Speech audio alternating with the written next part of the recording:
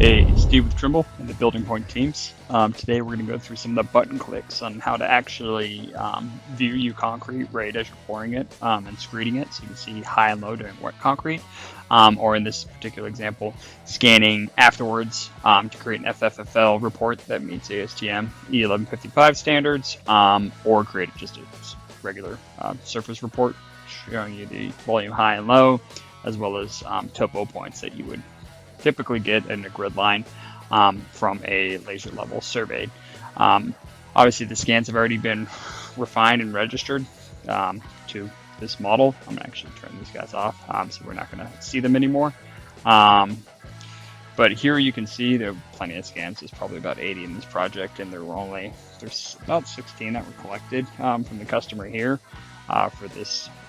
I don't know, probably we'll see in a little bit, but 10,000, 20,000 square foot pour. It was overkill to cover this deck. You really don't need that much. Scanner will collect pretty much everything it sees within, with the lower range, 100 feet at the highest point of the tripod. If you get to the higher range, obviously it'll cover more distance. You do have to kind of think about if it's only 6 feet high, there is a kind of an incident angle that's pretty steep. You should go farther out. So you can get it up higher, you're going to be able to collect it farther, or if you get the kind of higher sensitivity scan, will do better too. So we're only looking at about 7 scans here. Each one of these scans, they're in color here. If you didn't take them in color, you'd be done in about 3.5 minutes. So about 25 minutes, 30 minutes if you want to resection and hit it to a reference elevation. If you're into that, generally just want to make sure that your scans come in relative to flat to each other. You may care about finished floor height if you're GC, but if you're putting it down, you generally just want to make sure that there aren't any lakes or peaks or valleys for the most part. Here you can see I moved from the color to my elevation view, which is down here on the left in the view setting. I already have this set so that it is actually looking at a reference elevation of 861 feet, 11 inches and 7/8. I can change that by just clicking to, and it will give me the option to change that, and then that's going to change what it's referencing as the middle point. It's still going to be a 1/2 inch high. That's what the range is in red, and then blue would be a 1/2 inch low. So that's really nice because you can scan and then show a screed operator or someone working the concrete where they're high and low. You can see these pins in it mean I've already refined that, so I can actually look at my refined report as well too.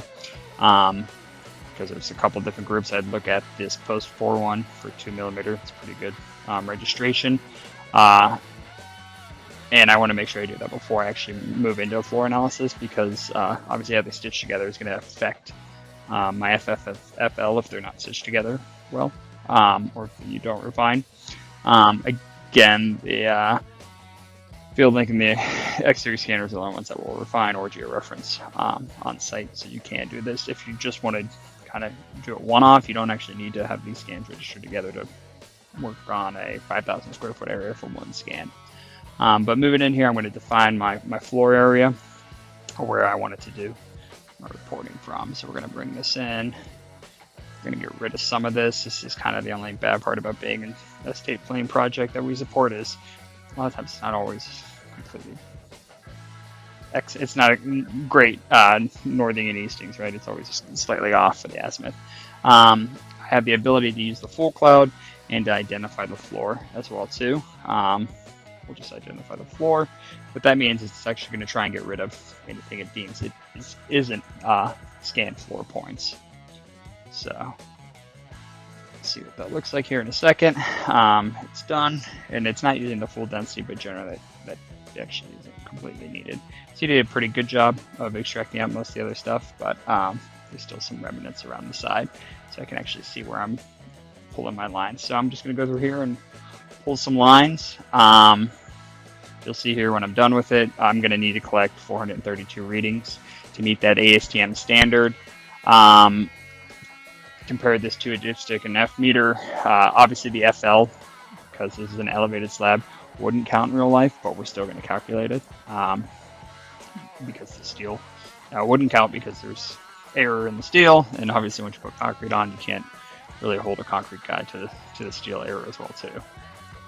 Make for a really bad FL number. So we're going to keep going through drawing lines. We do make you follow the ASTM rules as far as you can go parallel and horizontal. You can go diagonal like you see me going here. We're going to make you not be within 3 feet of another scan. And that's about it. Everything else is kind of done based on the user ability to know what's within that spec, meaning not being within 3 feet of edge of concrete or sleeve or whatever.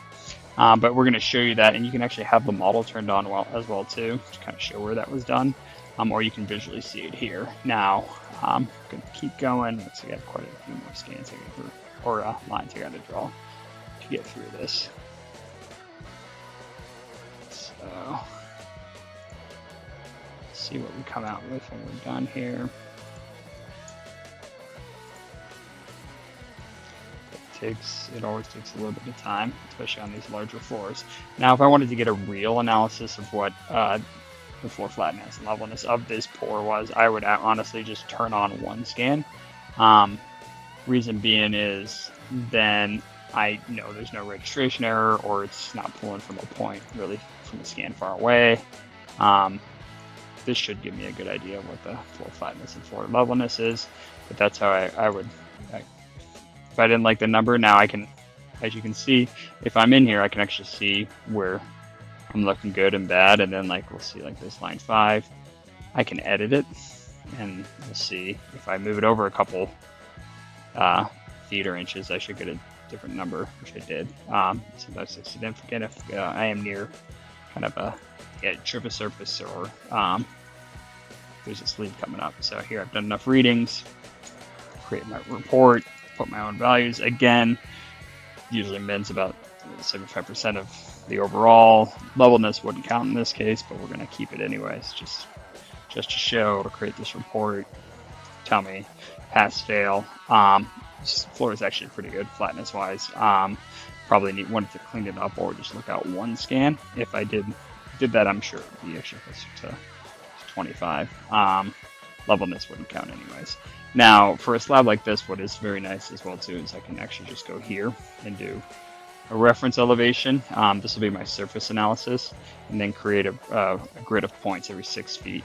And so this will actually do a grid of points every 6 feet, grab the nearest scan point, and then create those points that I can either lay out with my total station GPS or X series scanners as well too. But this is usually that post floor survey that you can hand over. Export as a CSV or DWG. This is nice with these points, and create them. Or if we go back to that report again, if I were to scan before and I knew my finished floor elevation, I could actually know total high volume and how much concrete I need to order. Obviously this is very flat, about 1/4 of an inch, but I could do that, or know how much rock I need to do to actually finish it out. So these points are going to come in. Again, I can lay these out or just export them to Connect or to AutoCAD or Navisworks, just depending on what I want to do with them there. I could do a scan to model comparison too, to kind of do the same thing like we saw in earlier videos, but generally this is just about perfect. So thanks. Please see, we have some more detailed videos on kind of the FFFL that we did earlier with a dipstick comparison at Local 404 in Cleveland. This is just to quickly draw some lines. But yeah, please reach out to your nearest building point distributor with any questions, and please stay tuned.